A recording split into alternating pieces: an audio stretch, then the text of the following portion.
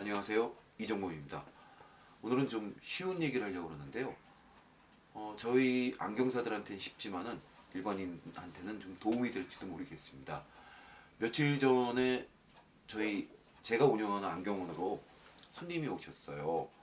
6살 된 딸하고 그 애 어머니가 오셨는데, 어머니가 안경 처방전을 안과에서 발급받은 걸 저한테 주시면서 안경을 껴야 되냐 물어보시고 많이 우셨대요. 일단 의사 선생님이 안경을 껴야 된다 하셔서 도수가 낮지 않더라고요. 꽤나 높아요.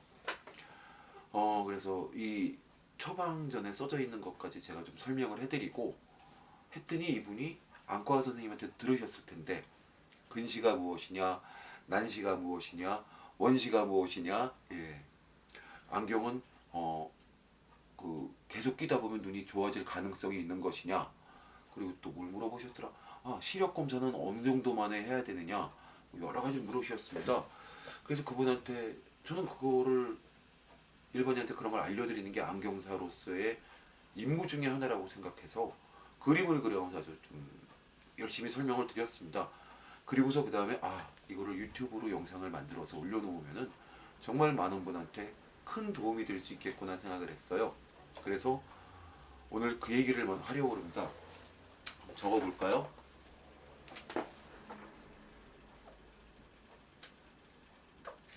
먼저 안경 얘기해 볼게요. 안경은 역사상 가장 위대한 발명품 중에 하나입니다. 여러 가지 발명품 중에 위대하다고 생각하는 게 있으시겠죠. 자동차 바퀴 둥글게 만든 것도 어마어마한 발명이었을 테고요. 하지만은 안경이 우리 생활을 그냥 단순히 편하게 하는 정도의 발명품이 아니에요. 생각을 조금 해보시면은 장애였습니다. 예? 안경을 껴야 되는 사람들한테 안경이 없다면 그분은 장애를 지닌 거예요. 멀리가 안 보이는 장애, 책을 못 보는 장애, 그리고 시력이 한 6디옵터 정도, 6디옵터라는 거는 안경 렌즈의 굴절력을 얘기하는 건데요. 6디옵터 정도시면 0.1이 안 보입니다.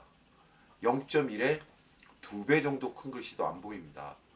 0.1 글자보다 2배 크면은 시력은 0.05예요. 그 정도를 읽으면. 근데 그 글씨도 못 보십니다.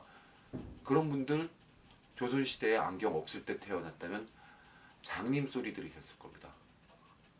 하지만 지금은 시력이 좀 나쁘다고 그래서 아무도 그게 장애라고 생각을 안 해요. 왜냐하면은 부작용도 없고 완벽하게 시력을 교정해 줄 수 있는 발명품이 있기 때문이죠. 안경입니다. 자, 우리가 조선시대에 지금처럼 안경이 흔했고, 그리고서 안경사라고 지금처럼 대학에서 전공을 하고 실력을 갖추고 지식을 갖춘 사람들이 나와서 안경을 이렇게 판매를 할 수 있었다면은, 심청이가 왕비가 된 후에 그 맹인잔치, 소경잔치를 해서 사람들을 모았다고 그러죠. 지금은 몇 명 안 됐을 거예요. 지금 같았다면은. 네. 심청이 아버지는 참고로 시력이 좀 나쁘기도 하셨겠지만은 제 생각에는 상안검거근에 문제가 있었던 것 같습니다. 상안검이라는 거는 이 위에 눈꺼풀, 안검이요. 이 위에 눈꺼풀을 얘기하고요. 거근은 들어 올리는 근육입니다. 거수할 때 거자에다가 아시겠죠? 그러니까 상안검근에 문제가 있어서 눈을 개슴츠르하게 잘 못 뜨고 시력이 원체 나쁘셨던 거에서 거의 생활이 힘들 정도였는데 깜짝 놀랄 일이 있을까? 근육이 경련을 일으키듯이 눈이 올라간 거죠. 상안검근의 문제가 풀려버린 거죠. 요즘 요즘이라면은 병도 아니죠. 쌍꺼풀 수술을 한다든지 눈을 열어줄 수 있는, 아니면 상안검근을 좀 강화해주는 무슨 수술을 하거나 완벽하게 낫겠죠. 자, 그 다음에 이 근시 얘기를 해볼게요. 네, 이 근자는 가까울 근자입니다. 한꺼번에 다 얘기해야 되겠네요. 원시라는 것은 원자는 멀원자입니다. 저희가 학교 다닐 때 저는 안경은 나이를 좀 많이 먹어서 공부했습니다. 30살 정도 돼서 공부를 했고 그 전에 다른 과를 전공을 하고서 직장 생활을 했었는데요. 80년대에 대학을 다녔습니다. 후반에. 예, 초반은 아닙니다. 그렇게까지 나이가 많지는 않습니다. 근데 저희가 학교 다닐 때는 한자가 대부분이었어요. 그 대학교 교재 같으면 절반은 한자여서 한자를 모르면 책도 읽을 수가 없는 그런 상황이었는데 요즘 대학교 교재는 한자 없습니다. 깜짝 놀랄만큼 하나도 없으니까 깜짝 놀라는 겁니다. 예, 되게 가로 열고 영어를 써놔요. 네, 영어를 써놓는데 저는 좀 그게 좀 익숙하지가 않아서 아직도 가까울 끈먼멀원 얘기하네요. 죄송합니다. 이거 쓰려고 그러고 있어요. 써도 될까요? 예, 근시 원시요. 멀어자 쓰고 그러죠. 자, 근데 이게 결국은 어떤 거냐 하면은 괜히 썼네요. 지울 거를. 이쪽에서 빛이 들어간다고 눈을 제가 그리려고 합니다. 눈에 간단한 해부도를 그리려고 합니다. 뭐 복잡하지 않아요. 그렇게 자세히 안 그릴 거예요. 여기 안구 모형도 있는데 예, 자세히 안 그릴 거예요. 눈에 제일 앞에 각막이 있습니다. 혈관이 없는 조직이고 투명하죠. 예. 그리고 눈 안에 수정체가 있습니다. 네, 이 수정체는 모양체 근육이 연결이 돼가지고서 이렇게 볼록해졌다 얇아졌다 볼록해졌다 얇아졌다 하는 역할을 할 수 있습니다. 그리고 눈 뒤쪽에 망막이 있습니다. 예. 이 두 개의 기관은 요 두 기관은 하나의 볼록렌즈 역할을 합니다. 볼록렌즈 역할을 해서 눈에 들어온 빛이 요 부분에 그 망막에 초점을 맺으면은 아주 잘 보이는 눈이죠. 요게 평행하게 들어온 빛이요. 근데 이거보다 앞쪽에 초점을 맺게 되면은 근시, 그리고 이보다 망막을 지나쳐서 초점을 맺으면 원시입니다. 네. 이 수정체라는 거는 가까이 볼 때 볼록해집니다. 멀리 볼 때 얇아집니다. 근데 이게 힘을 준다고 기준에 원래 있는 것보다 얇아지진 않아요.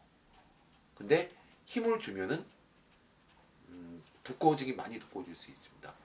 그래서 이 원시이신 분들은 요 안에 수정체가 더 볼록하게 되면서 초점을 앞으로 당길 수 있습니다. 그래서 요 망막 부분에 초점을 맞게 만들어줄 수 있어요. 근데 근시이신 분들은 이게 원래보다 얇아지는 방법은 없기 때문에 근시이신 분들은 네, 안경을 껴야 됩니다. 약도의 원시가 있으시면 아주 쉽게 당길 수 있어요.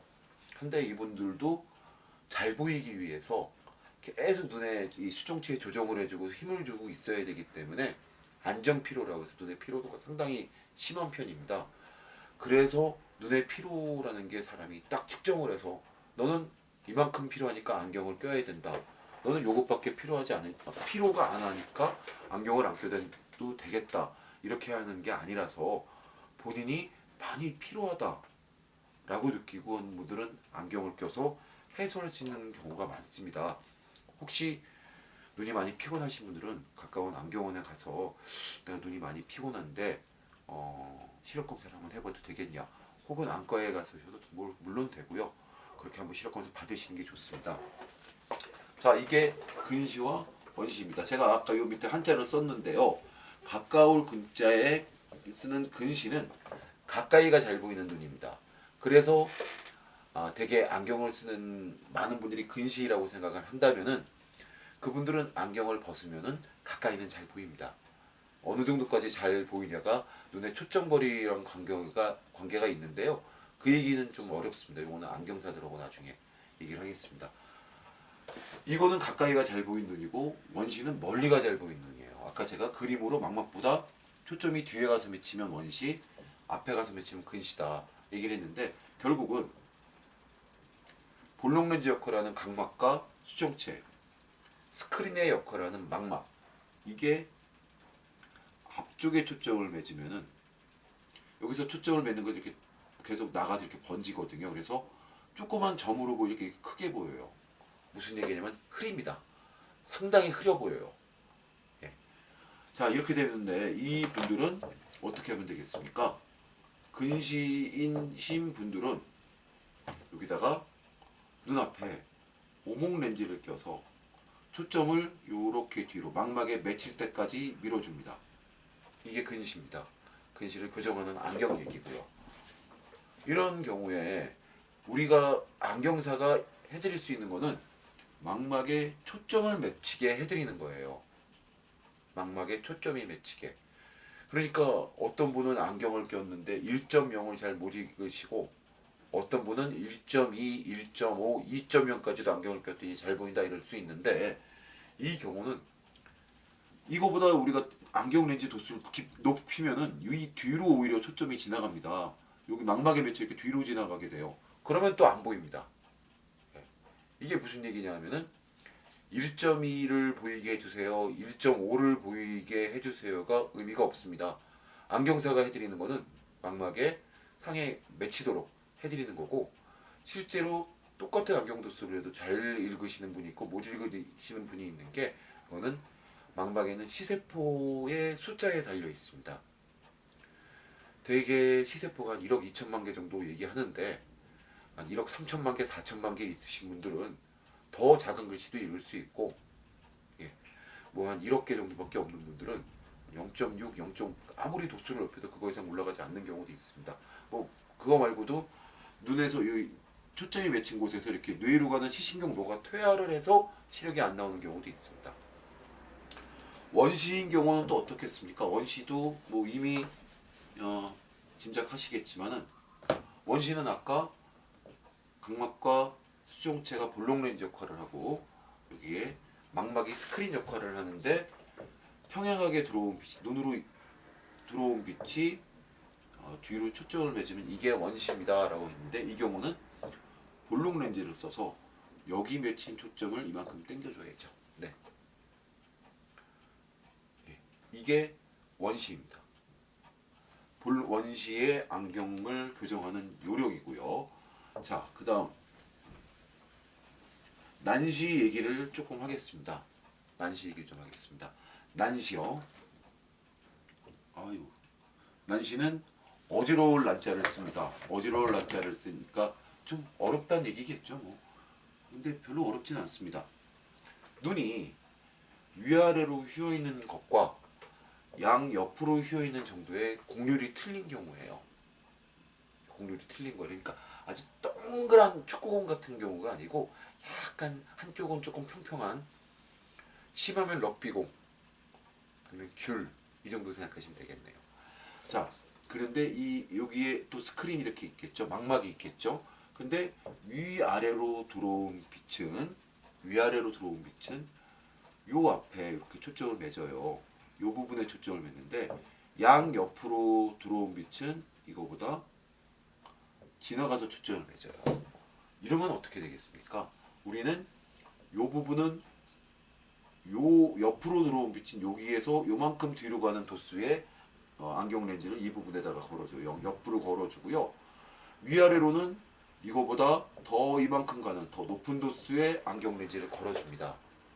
그러니까 안경 렌즈를 이렇게 자세히 만져보면은 위아래는 더 두꺼운데 양옆은 조금 얇은데, 이런 경우가 있습니다. 이게 난시예요.